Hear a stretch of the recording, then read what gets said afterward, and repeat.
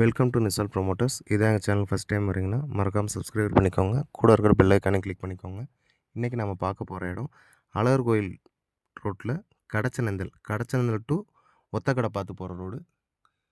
அதில் புதுப்பட்டின்ற இடத்துல இருக்குது. 3.5 சென்ட் மொத்தம் 2 பிளாட்டு. இது 23 அடி ரோடு.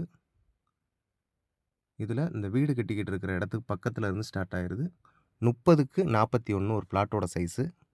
மொத்தம் 2 பிளாட் இருக்குது. Flat number 14.